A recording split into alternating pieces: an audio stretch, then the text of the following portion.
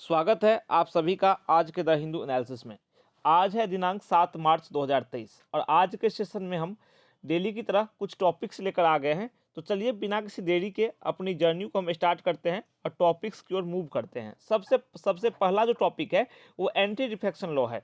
Anti defection law को अगर हिंदी में मैं बताऊँ तो यह है दल बदल विरोधी कानून। अब आप पूछोगे सर ये क्या है दल बदल। देखो क्या है कि कुछ जो आप जानते हैं कि भारत में जो शासन चलता है, चाहे वो राष्ट्रीय स्तर की बात हो, सेंटर की बात हो या फिर स्टेट की बात हो, तो यहाँ पर लोकतंत्र है। कई सारी पार्टियां हैं जो इसमें भाग लेती हैं और जो निर्वाचन आयोग है वो इलेक्शन करवाता है। तो पार्टियों की जो भूमिका होती है, उसके कैंडिडेट्स होते हैं, पार्टियों के मेंबर्स होते हैं, एमपी चुने जाते हैं राष्ट्रीय स्तर पर, और जो विधायक हैं, एमएलए हैं, वो चुने जाते हैं राज्य स्तर पर। तो और कई बार ये होता है कि एमएलए या एमपी अपने हित को देखते हुए एक पार्टी से दूसरे पार्टी में मूव कर जाते हैं अब चुने जाने के बाद।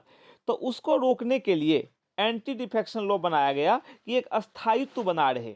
ठीक है, इसमें कुछ प्रावधान भी किए गए। ठीक है, कि इस आधार पे जो है कि कोई इस पार्टी से उस पार्टी में जाएगा, कोई पार्टी अपनी चेंज करेगा तो उसे अयोग्य घोषित कर दिया जाएगा, उसकी जो सदस्यता है संसद की या राज्य विधानसभा की वो खत्म हो जाएगी। तो एंटी डिफेक्शन लॉ ये है।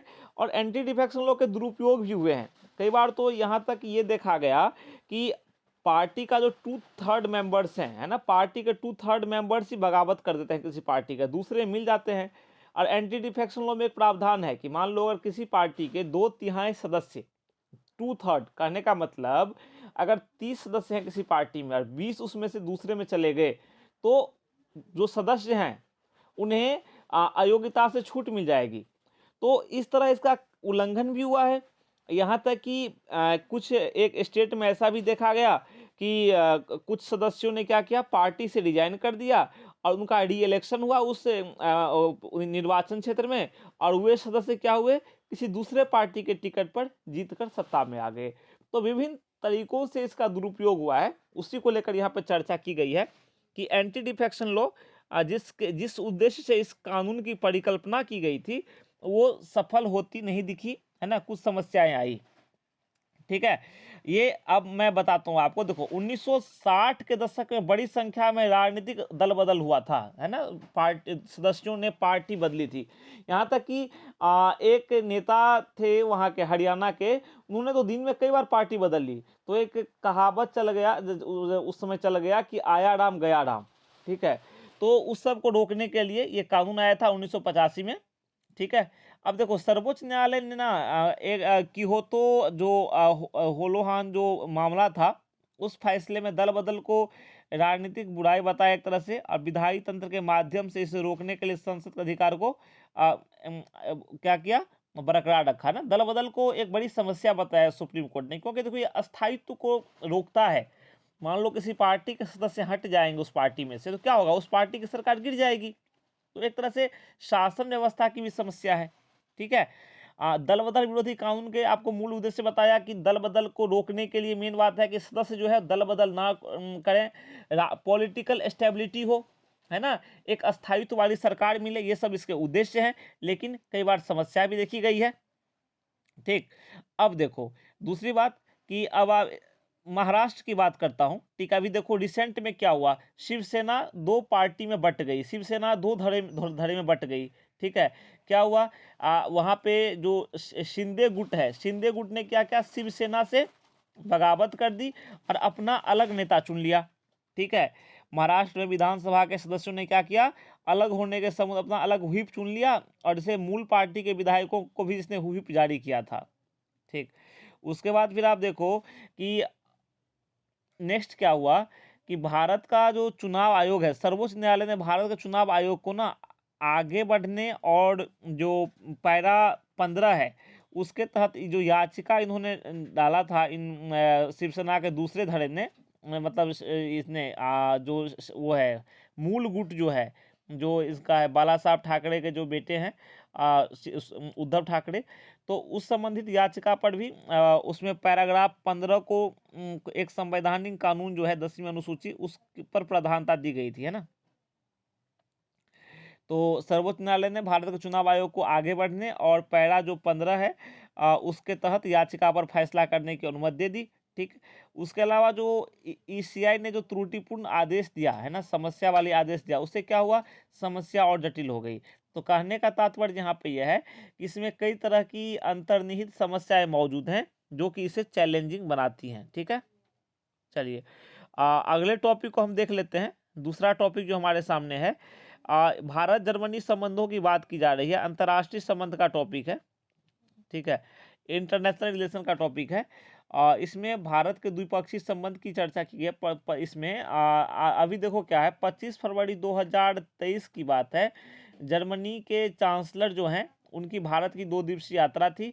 जर्मनी के साथ भारत के देखो संबंध जो है ना, दूसरे जो कंट्रीज हैं, यूरोपीय कंट्रीज, फ्रांस हो गए और भी कई सारे हैं, उसकी तुलना में पीछे रह गए। इसका कारण क्या है कि उपेक्षा है। और जर्मनी का जो है ना, वो चीन के प्रति जर्मनी का झुकाव थोड़ा ज़्यादा है। तो भारत के साथ उसके संबंध जो है ना चीन के, उतने बन नहीं, मतलब भारत के साथ जर्मनी के संबंध जो है ना उतने अच्छे तरीके से बन नहीं पाए।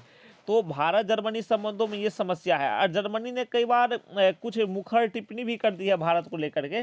तो भारत को डेफिनेटली अच्छा नहीं लगेगा। मान लो किसी देश के आंतरिक मामलों में कोई मान लो दखलंदाजी करता है, तो कोई देश इसे टॉलरेट कैसे कर सकता है। तो नो डाउट भारत ने भी उसे मतलब एक तरह से कह दिया कि किसी भी देश को टीका टिप्पणी करने का अधिकार नहीं है। ठीक, और देखो अभी क्या है, रशिया वाला जो इशू है, रूस यूक्रेन का जो मामला है, रूस ने आपको पता होगा यूक्रेन पर अटैक किया।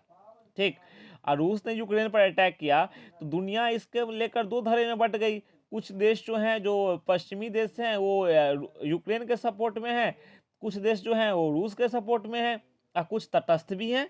ठीक है, जैसे भारत क्या है, भारत इसको खत्म करने पर जोर दे रहा है कि युद्ध जो है किसी भी समस्या का समाधान नहीं है। लेकिन चीन क्या कर रहा है, चीन रूस के साथ खड़ा हुआ है। और जो पश्चिमी देश हैं, कई सारे देश, वो बिल्कुल रूस के अगेंस्ट हैं। इवन वो लोग क्या कर रहे हैं, तो यूक्रेन की सहायता तक कर रहे हैं, वहाँ पे टैंक भेज रहे हैं। ठीक है, टैंक भेज रहे हैं, गोला बारूद दे रहे हैं यूक्रेन को कि आप रूस के खिलाफ लड़ाई करो। ठीक है, तो कहने का मतलब दुनिया 2 धड़ों में बढ़ती दिख रही है। और जर्मनी भी वो ऐसा देश है जिसने क्या किया है, यूक्रेन की सहायता की है। यूक्रेन जो कि रूस के साथ उसकी लड़ाई चल रही है अभी फिलहाल। तो भारत और रूस का जो जर्मनी का, भारत और जर्मनी का जो संबंध है ना, इन्हीं अनिश्चितताओं में है। ठीक है, तो जैसे आप देखो यूरोपीय देश जो हैं, अब भारत जैसे देशों के साथ क्या है, आगे बढ़ने को प्राथमिकता दे रहे हैं, क्योंकि वहाँ पे देख रहे हैं कि भारत उनके हित छुपे हुए हैं। मान लो फ्रांस से ही हम कोई डील करते हैं, चाहे वो रक्षा स्तर की डील होती है कुछ भी, तो हमें भी फायदा होता है, उन्हें भी फायदा होता है। अमेरिका से कोई डील होती है तो अमेरिका को भी फायदा है, अमेरिका के भी हित हैं भारत में और भारत के भी हित हैं। ठीक है, उदाहरण के लिए 2021 में देखो, जर्मनी का एक गठबंधन समझौता हुआ था। उसमें भारत अपनी विदेश नीति में प्राथमिकता उसने भारत को रेफर किया है, भारत से रिलेशन को उसने रेफर किया है।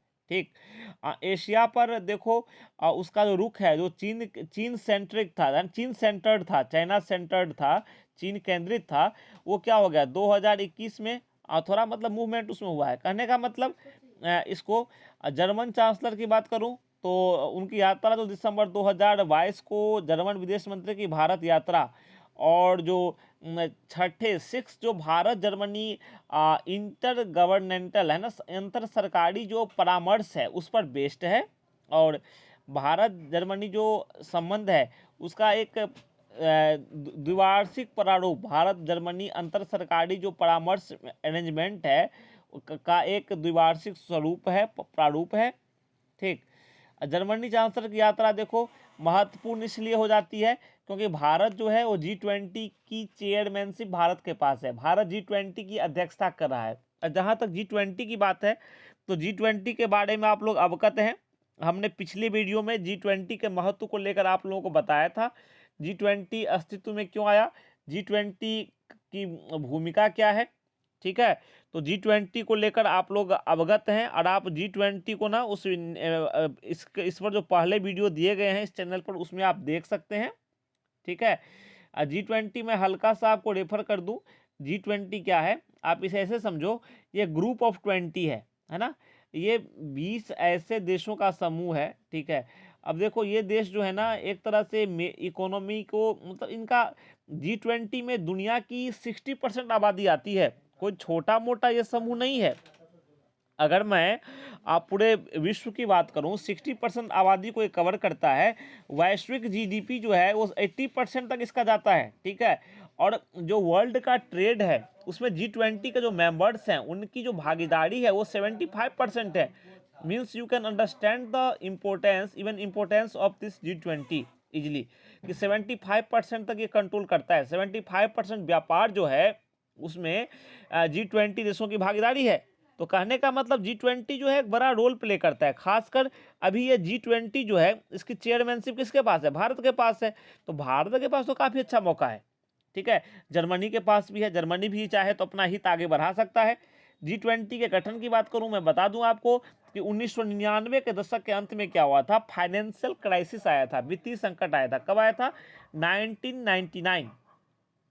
उसमें क्या हुआ था, उस वित्तीय संकट में पूर्वी एशिया, ईस्टर्न एशिया है, और दक्षिण पूर्व एशिया, साउथ ईस्ट एशिया, दोनों प्रभावित हुए थे। तो उसके आधार पर इसका गठन किया गया था कि ऐसे समस्याओं से हम कैसे निपटें। और इस ऑर्गेनाइजेशन के उद्देश्य की मैं बात करूं, G20 के उद्देश्य की बात करूं, तो मध्यम आय वाले जो देश हैं उसको इंक्लूड करके वैश्विक वित्तीय स्थिरता को सुरक्षित करना है, सुनिश्चित करना है ना। ग्लोबल फाइनेंशियल स्टेबिलिटी, है ना, वैश्विक स्तर पर वित्तीय जो स्थिरता है वो बनी रहे। और मैंने आपको बता दिया, बाकी अगर आप G20 के बारे में और भी जानना चाहते हैं तो पिछले जो वीडियो अपलोड किए गए हैं इस चैनल पर उसमें आप देख सकते हैं, ठीक है। और भारत और जर्मनी जो है, देखो भारत जर्मनी की हम बात कर रहे थे, तो देखो प्रधानमंत्री जर्मनी, देखो भारत जर्मनी मानते हैं कि संबंधों में उतार चढ़ाव है, ठीक है। लेकिन फ्रांस भारत जर्मनी सैन्य अभ्यास ड्रिल जो है 2024 में पहली बार होगी। यह सुरक्षा और रक्षा सहयोग को इससे क्या होगा, बूस्ट मिलेगा, है ना, मजबूती मिलेगा, ठीक। अगर मैं बात करूं तो भारत और जर्मनी जो है ये यूएनएससी में सुधारों के लिए पक्षधर हैं, है ना। ये चाहते हैं कि यूएनएससी में सुधार हो। आप यूएनएससी का मतलब जानते हो ना, यूनाइटेड नेशंस सिक्योरिटी काउंसिल, मतलब संयुक्त राष्ट्र सुरक्षा परिषद। इसके जो अस्थायी सदस्य हैं, भारत चाहता है और भी कुछ देश चाहते हैं कि इसमें मॉडिफिकेशन हो, सुधार हो। कब तक ऐसे चलता रहेगा कि कोई आएगा वीटो पावर लगा देगा, बात खत्म, ठीक है। चीन का इसका गलत उपयोग करता है ना। कई सारे आतंकवादियों को ब्लैकलिस्ट करने के प्रयासों में वो अड़ंगा डालता है। तो भारत चाहता है सुधार हो और जर्मनी भी चाहते हैं, है ना। उसके बाद देखो कि जो जर्मनी है उसने क्या किया है, जो इंडियन प्राइम मिनिस्टर हैं मोदी जी, उन्हें 2020 का जो G7 जो समिट है उसमें पार्टिसिपेट करने के लिए उन्हें इनवाइट किया है। और जो ये जो दोनों देश हैं, मतलब हम बात करें भारत और जर्मनी की, ये स्वच्छ ऊर्जा एंड हरित प्रौद्योगिकी, ग्रीन टेक्नोलॉजी का मतलब है जहाँ से उत्सर्जन ना होता हो, पर्यावरण अनुकूल हो। तो ग्रीन टेक्नोलॉजी में भी एक सहयोग करते हैं एक दूसरे की, ठीक है। और इससे क्या होगा, देखो जब मान लो मैं अपने पड़ोसी की बात करूं, किसी की बात करूं, जब दो के बीच में सहयोग हो तो उससे क्या मिलता है, संबंधों को मजबूती मिलती है। अब भारत और जर्मनी के बीच अगर सहयोग की भावना है, दोनों साथ मिलकर आगे बढ़ रहे हैं, चाहे वो हरित प्रौद्योगिकी की बात हो या फिर स्वच्छ ऊर्जा की, क्लीन एनर्जी की बात हो। क्लीन एनर्जी से मतलब यहाँ पर यह है जो नवीकरणीय ऊर्जा है, कहने का मतलब सौर ऊर्जा हो गया, है ना, या फिर जल से, है ना, जल विद्युत परियोजनाएं हो गई, या फिर ऐसी कई सारी ऊर्जाएं हैं, ठीक है, जिसका नकारात्मक प्रभाव नहीं होता, ठीक। ग्रीन हाइड्रोजन के क्षेत्र में सहयोग है, ये मैंने बताया आपको, ठीक है। तो कहने का मतलब ये सब बात है। उसके बाद क्या है, हमारा जो इंडियन वर्क फोर्स है, मतलब भारतीय जो कार्यबल है वो जर्मनी में एम्प्लॉयड है, जर्मनी में वो काम भी कर रहा है, ठीक है। उससे आपस में संबंध क्या होते हैं, मजबूत होते हैं, ठीक। अब देखो क्या है, हम अपने पड़ोसी की बात करें, चीन की बात करें, हमारा पड़ोसी जो है ना इसका निर्यात बहुत ज़्यादा है, ये कई सारे मार्केट में अपनी पकड़ बनाए हुए है। खासकर भारत पर भी चीन का काफ़ी अच्छा पकड़ है, क्योंकि बाजार हम वहाँ से क्या है, इंपोर्ट बहुत ज़्यादा करते हैं। चीन के जो प्रोडक्ट्स हैं हमारे मार्केट में भरे पड़े हैं, ठीक। उसके बाद फिर विदेशों के ही मार्केट में चीन के प्रोडक्ट्स भरे पड़े हैं। तो इस हिसाब से कुछ हद तक जो निर्भरता है वो चीन पर हो जाती है देशों की, मैं अपने देश भारत की बात करूं तो यहाँ पर जो मेडिकल जो कहने का मतलब जो दवाइयाँ हैं, मेडिसिन्स हैं, उसके लिए ये जो रॉ मटेरियल्स होता है, जो कच्चा माल होता है, वो चीन से आता है। इवन आप पैरासीटामोल जो बुखार में यूज करते हो, अभी या भी कुछ और दवाइयाँ हैं, हम मानते हैं कि भारत दवाइयों का निर्यात करता है, लेकिन उसके लिए जो रॉ मटेरियल्स होते हैं वो चीन से ही आते हैं। ठीक, तो कहने का मतलब यूक्रेन संकट है, खासकर चीन फैक्टर है, तो संबंधों में उथल पुथल है, लेकिन यहाँ पे मूल बात यह है कि दोनों देश साथ मिलकर आए, साथ आकर के अपनी पहलों को आगे बढ़ाएं, अपने महत्व को समझें, ठीक है, आगे बढ़ें। इसमें क्या है, दोनों देशों के हित हैं, दोनों देशों को इससे फायदे मिलेंगे और दोनों देश आगे बढ़ेंगे। ठीक है, तो फिर मिलते हैं अगले टॉपिक में, तब तक के लिए फिर मिलते हैं अगले वीडियो में कुछ नए टॉपिक्स के साथ। तब तक के लिए आज्ञा दीजिए और कहिए नमस्कार, थैंक यू।